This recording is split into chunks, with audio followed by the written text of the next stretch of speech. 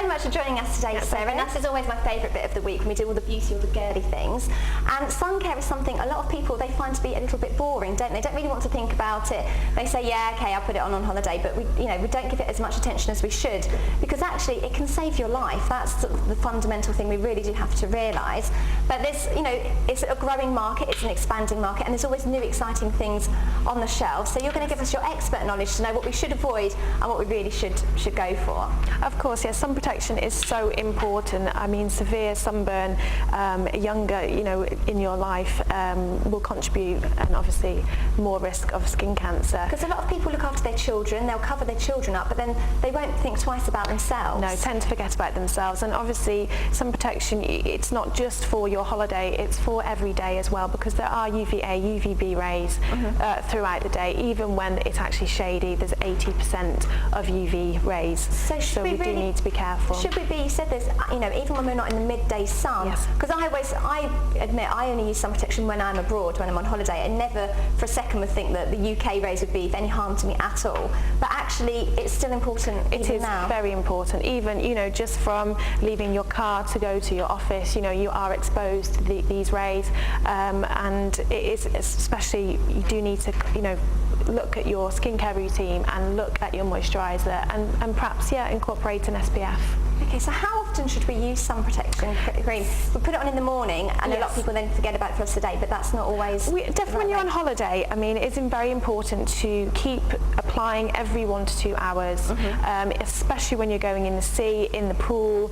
Even though they do say water resistant, it is important to keep reapplying that sun protection. So we shouldn't think just because it has got the words water resistant that means it's absolutely fine to just come straight out the pool, and just that you have to reapply. Reapply, definitely.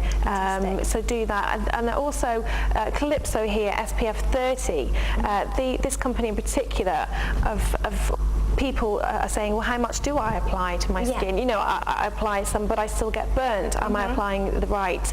Or sometimes you apply too much and you feel very sticky, and then it puts you off for the rest of the holiday. Yeah, so this one here, they have a chart actually at the back of the product, actually telling you to apply 3 pumps to your arms, to your legs. So you should on the back, pump and protect chart, and you should use 35 ml for the whole body, so that's roughly an egg cup size. Okay, that's not as much as I would have thought actually. No, for the whole body. Yeah, it always feels so much when you're pumping it out. Yeah, I suppose, but then you don't want to waste your product as well, because you go on holiday, you tend to only take a few cartons with you, so you don't want to be wasting it. You want to make sure you've got enough for the week or 2 weeks that you're away. So this is a great way of, you've got a guideline, you know how much to put on, and this will help you protect against sunburn. You touched on there saying about how towards the end of the holiday we might run out, and a lot of people they've built up a tan, and then they think, I want to catch the last few rays on the last final days, so they don't even think about, if they've got to the end of the sun cream, they'll just leave it. They won't bother buying a new one because they think, I can't bother to buy a whole new bottle,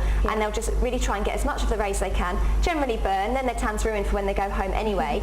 But a tan doesn't just mean that we're okay, does it? We still need to protect even when we've got a tan. Yeah, definitely. Even when you have a tan, you still need to apply. You can lower your factor. So for instance, if you start on holiday, start with a high factor, 30, maybe 50, obviously depending on your skin type, and then you can gradually lower the SPF down when obviously your tan is developing. But it is very important that you do not burn. So yeah, be cautious and go for the high factor to begin with. That doesn't necessarily mean that you can go right down to a factor 2 at the end of the holiday. Stay within 15 to 30. And your tan lasts longer as well. If you don't just try and hammer it and get a tan instantly, actually build it up gradually, it will last a lot longer. And obviously aftercare is very important as well. You apply your sun protection, and then when you get back to your hotel room, it's very important to apply some after sun with aloe vera to cool the skin, because the skin is being exposed to those UVA and the harmful UV rays. I was just going to say that a lot of people just use their standard moisturiser when they come out the sun, which obviously does moisturise, but what's the difference between an after sun and a moisturiser? Why should we really go for the after sun? Because they have the cooling and soothing aloe vera in there. They actually specifically treat a sunburn or overexposed skin. A lot of them have actually, I've noticed now, a light tan put in, some self tan put in. So actually you're building up your tan, because it you've got your natural tan, you've got your base tan from the sun itself, but it's intended intensified, so actually can help get you a better tan. Yeah, definitely, and encourage you, you know, not to perhaps lie outside all day, baking in the sun to get a tan. So, you know, you feel that you're not under pressure, maybe going on holiday with a bit of a tan or applying it in the evening. But obviously then we do have another range here, Uzuri, for Asian, Caribbean to darker skin types that maybe don't want a tan. Okay. That, you know, they feel that they want to keep. Often, yeah, I was going to say, often that market is underrepresented, ethnic minorities and darker skins. You know, the media and the market concentrates so much on tanning the skin, they don't really think they neglect people that actually don't want to tan. So this company have actually capitalised on that. Bought out this SPF 40, and I suppose if you think about all the sunblocks that are out there, they're very white. You have like a white effect on the skin, a residue left over. So if you've got a darker skin type, you don't want to have that. So this is a gel. It's a clear gel which is applied to the skin, easily absorbed as well, and it's colourless. So you're not going to have that whitewash effect. Good, because even for pale skins, you still sometimes get that white chalky look, which is very, very off-putting. And obviously, us ladies not so very glamorous going down to the beach, so we sometimes might avoid the sun cream altogether. But that's absolutely colourless. That's fantastic. And it leaves a nice sheen to the skin as well. And it was two sisters, obviously with Asian skin, that have bought this product and brought it to attention. Brilliant. And where can we purchase that from? Is it available? Yeah, pharmacists as well. They have their own website. The cost of this is $11.99, so I feel that's a very reasonable price.